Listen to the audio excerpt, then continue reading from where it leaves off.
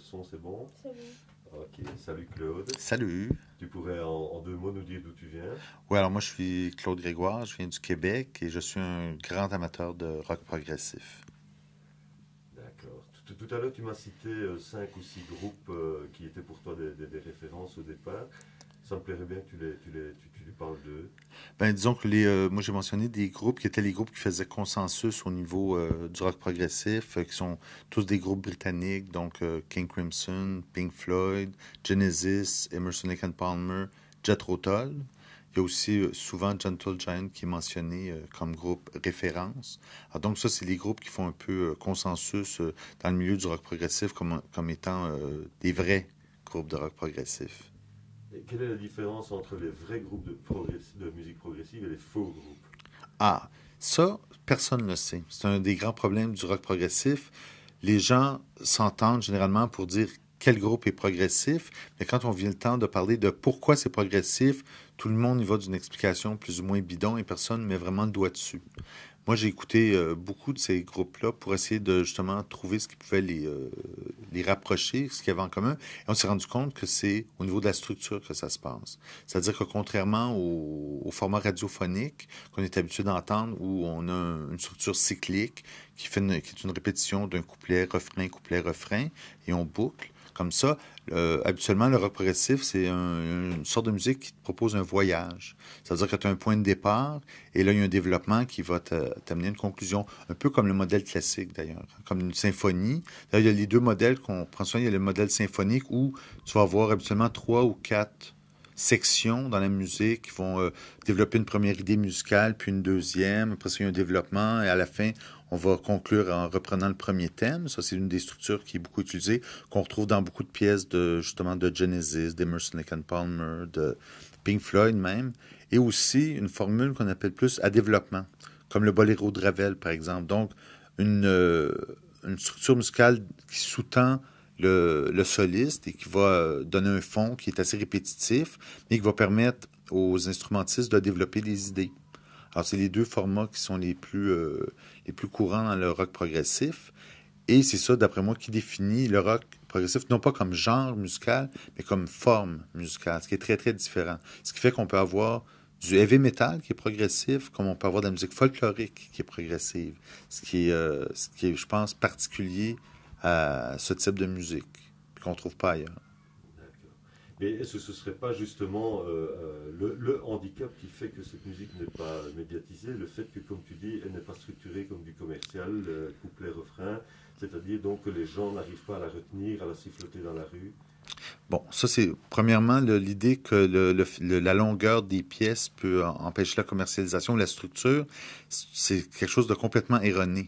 Parce que, premièrement, on a des exemples de pièces progressives qui ont été extrêmement médiatisées et qui étaient extrêmement populaires, comme par exemple Stairway to Heaven de Led Zeppelin, qui est une pièce purement progressive, puis qui a été très médiatisée. Il y avait même un poste à New York qui diffusait 24 heures sur 24 cette pièce-là à part les pauses publicitaires. Donc, et aussi, une autre pièce qui était très populaire dans le progressif, c'est Bohemian Rhapsody de Queen, que tout le monde connaît, que tout le monde aime, que tout le monde peut flotter dans la rue, et qui est du progressif.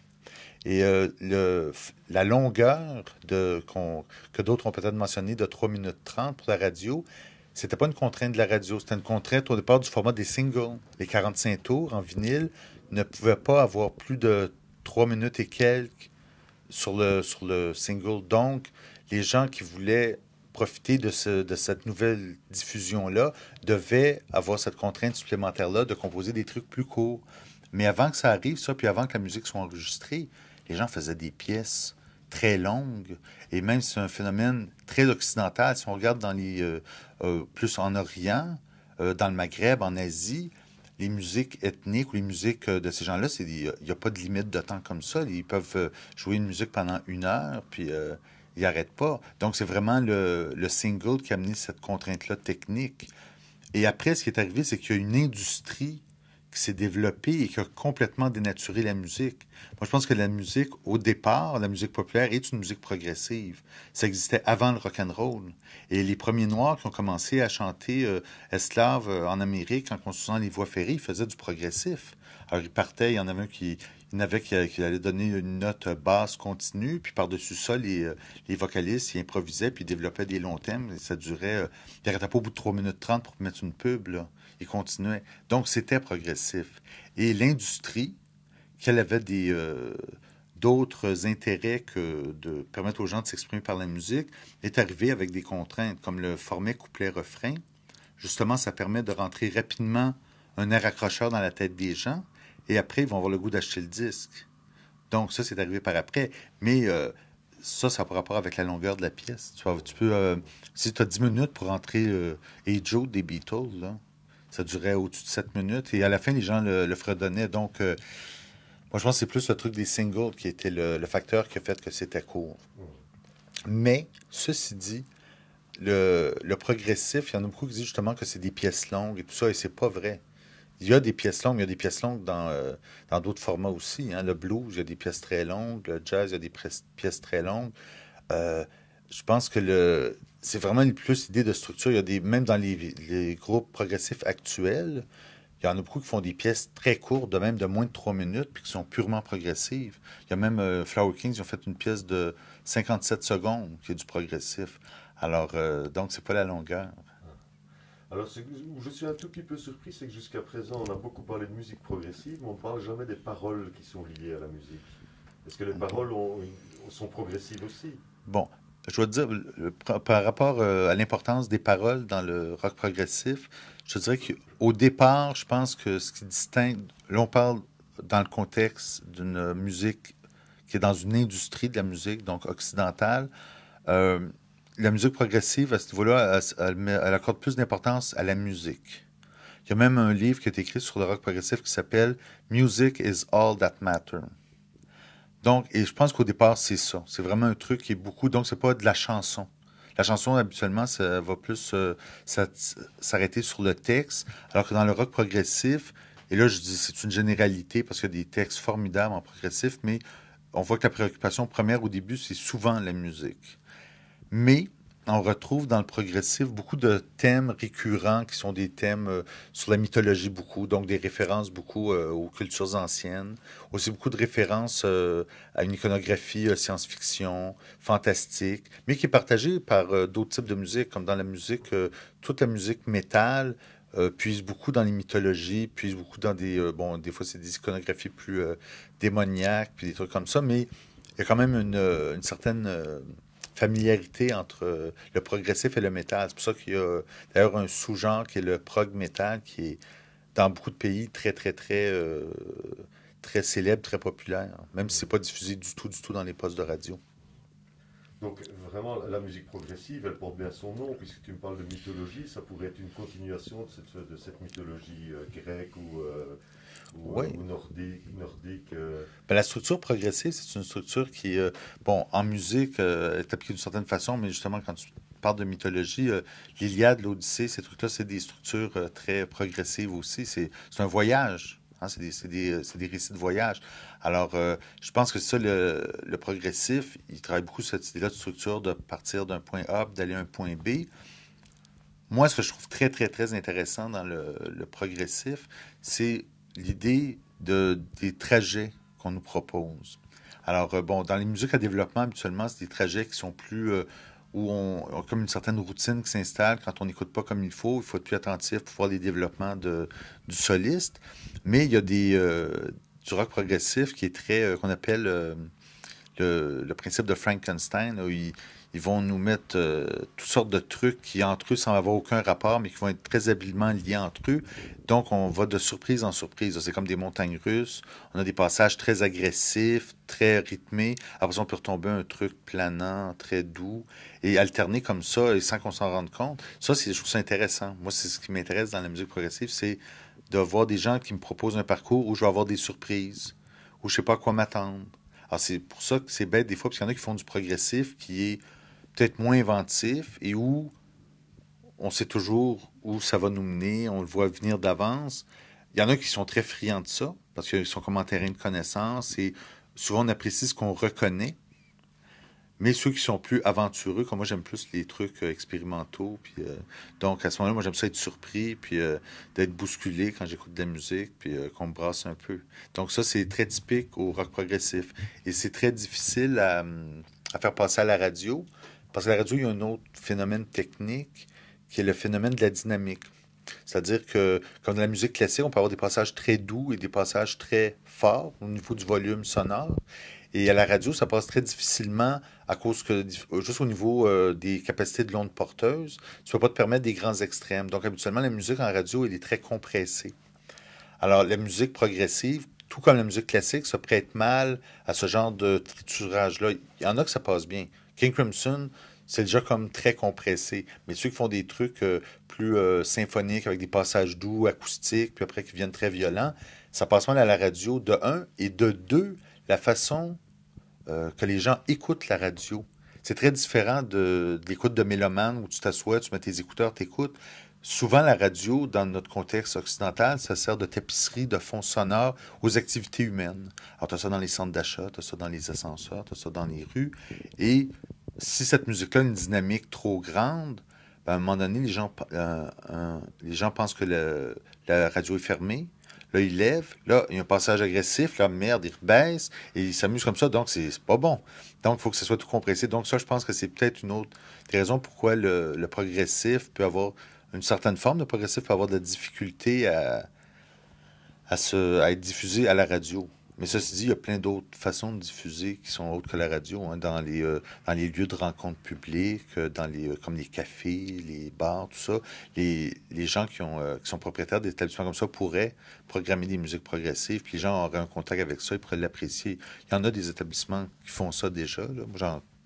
Je vais à quelques-unes de ces endroits où ils programment du progressif dans leur musique d'accompagnement, puis c'est très bien. Puis les gens aiment ça. Par rapport au fait d'essayer de faire un documentaire pour faire découvrir un peu plus cette musique progressive, tu aurais un message à faire passer aux gens qui vont voir ce programme pour la première fois? Ben, ouais, si je fais passer un message à ceux qui écoutent actuellement concernant le rock progressif, c'est que probablement que déjà vous écoutez du progressif et que déjà vous aimez ça, mais vous ne savez pas que c'est du progressif. Ça, c'est le premier message. Et aussi de faire attention que le progressif, ça ne veut pas dire que c'est bon. Alors, comme dans tout style musical, toute forme musicale, il y a des trucs qui peuvent être très intéressantes et d'autres très peu intéressantes. Donc, c'est de ne pas se laisser freiner par le terme progressif, mais juste d'écouter la musique puis voir si ça nous plaît ou non. Puis si ça nous plaît, tant mieux. Si ça nous plaît pas, ben on en sait un autre. Et alors, une dernière question. Au niveau de la définition pure et dure de progressif, quelle est-elle si on ouvre un dictionnaire? Si on ouvre le dictionnaire, ben, premièrement, au niveau progressif, on va dire que ça fait appel à une structure musicale qui n'est non répétitive, donc qui est cyclique et qui permet le développement d'une idée musicale. Et au niveau du rock, ben, c'est ce qui a une attitude subversive. Et moi, je pense que à ce niveau-là, le rock progressif, du fait qu'il essaie de jouer ce type de musique dans le contexte actuel de l'industrie nord-américaine, c'est l'acte le plus subversif qu'on peut faire, donc c'est peut-être la musique la plus rock. Donc le rock progressif serait le vrai rock. D'accord, bien dit. Voilà, ben écoute, je crois qu'on a fait le tout. Est-ce que tu as envie d'ajouter quelque chose dont on n'aurait pas parlé? Les Belges sont fort sympathiques. C'est les meilleurs gens du monde. Les Belges et les Marocaines. Oui, les Marocaines, j'oubliais. Et les Marocains, parce qu'on aime beaucoup vivre au Maroc. Et effectivement, il faudrait qu'on te fasse découvrir la musique Gnawa, Ah, qui est la musique des esclaves de Mauritanie, que les Arabes allaient chercher oui. là-bas en Mauritanie, au Mali, et qui sont les esclaves, l'équivalent pendant des esclaves américains. OK. Et la musique Gnawa, c'est du blues oriental. Ah oui. Donc on va tâcher de te faire envoyer Ah, ça. toi, j'écoute déjà beaucoup de musique du Maghreb. J'aime beaucoup.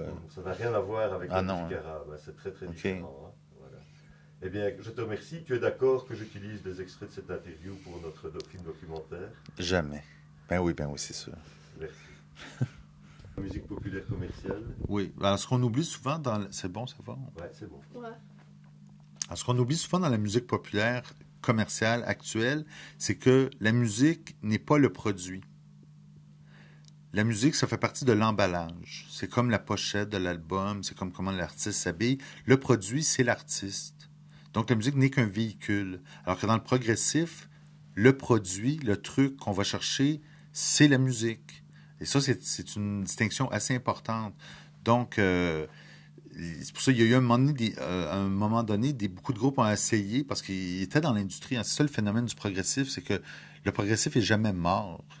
Le progressif a toujours existé. Puis même, ce qui est le plus drôle, c'est que les gros groupes progressifs, ils ont atteint leur plus grande gloire, puis ont fait le plus d'argent pendant le punk. Le punk, c'est un phénomène qui est souvent surestimé, mais en réalité, c'est un truc que l'histoire ne retiendra pas, d'après moi. C'est en réaction à des abus qui ont été attribués au progressif, mais qui n'avaient aucun rapport avec le progressif. C'était les abus de l'industrie qui me faisaient des choses de plus en plus grosses avec des explosions, les jeux de lumière, les pyrotechnies, les projections. Mais c'était pas le progressif qui faisait ça. Le progressif était une époque où on faisait ça. Mais David Bowie a fait ça, puis c'était pas du progressif. Alice Cooper a fait ça. Kiss font ça, je veux dire, tout le monde fait ça. Puis c'est le Broadway, c'est le système américain. Donc, mais les groupes comme Genesis, Yes, ils ont été au sommet de leur gloire en plein mouvement punk. Donc, ça les a pas tués du tout, du tout. Le seul des grands groupes qui a vraiment été, qui a frappé un mur, c'est Gentle Giant, qui, eux, avaient quand même une structure beaucoup plus complexe. Et eux, essayaient de simplifier. C'est des excellents musiciens. Et eux, ils sont pas arrivés parce que leur premier public, ce qu'ils aimaient d'eux, c'est leur complexité. Mais les autres groupes, Genesis, pour moi, même dans ses disques les plus commerciaux, a toujours fait du progressif. Il y a une sonorité, bon, il a fait des trucs où il y avait une dynamique un peu moins grande, mais quand on écoute comme il faut Genesis, c'est sûr, j'aime mieux les premiers trucs, mais même dans les derniers trucs, au niveau musical, il y a quelque chose là et il y a une recherche constante, peut-être un travail d'épuration en même temps, mais pour arriver toujours à faire quelque chose de mieux, mais en même temps qui se vend. Mais en spectacle, pas seulement le progressif, mais même les groupes de rock, tous les gros numéros rock en spectacle, ils font des pièces très longues, à long développement, parce qu'ils sont plus justement, ils passent plus à la radio. Mais tous ces excès-là de scène, ça a été un moment donné, tout le monde s'est mis d'accord comme pour dire c'est le progressif qui a fait ça. Là, nous, non, on peut faire de la musique sans savoir jouer. D'ailleurs, c'est la seule forme d'art populaire où, dans une partie de l'histoire de ce médium-là, c'était mal vu de maîtriser ton médium. Il n'y a aucune autre forme d'art populaire qui a ça. C'est très étrange, ça. C'est peut-être symptomatique de quelque chose, je ne sais pas. Mais puis les années des 80 ont été marquées par ça. Dans les années 80, la musique populaire qui était revenue maîtrisée par les gens d'affaires, par ceux qui commercialisaient ça. Bon, on a fait vraiment un véhicule pour les artistes. Mais au début des années 90, il s'est passé toutes sortes de choses un peu partout dans le monde où les musiciens ont dit oui, on peut avoir une attitude très rebelle, très provocatrice, mais en même temps jouer de la musique. Comme Red Hot Chili Pepper, par exemple, pour donner un exemple que les gens peuvent connaître. Ces gens-là jouent des trucs difficiles à jouer, mais en même temps, ils ont une attitude punk. Puis, donc c'est ça, quand c'est revenu, moi, ça m'a fait plaisir. J'ai dit, bon, on revient. Mais il y a toujours eu des gens dans les sous-sols, dans les garages, dans les petits clubs, qui ont fait de la musique progressive, puis qui étaient écoutés par les gens de leur patelin. Ça a toujours existé. C'est juste que maintenant, ils sont plus les premiers sur le podium dans l'industrie, mais c'est jamais mort. Et la preuve de sa vitalité, c'est que c'est un style tellement difficile à jouer, c'est tellement difficile de trouver des places où jouer cette musique-là. Le fait qu'il y ait tant de groupes qui en font, malgré ça, c'est la preuve que ça a une très, très grande vitalité. D'accord. Juste une petite question à propos. Est-ce que tu penses que Dieu est progressif? Ben là, Dieu, je ne sais pas s'il existe. Alors, je ne sais pas. S'il existait, peut-être qu'il est progressif. Mais difficile. Merci.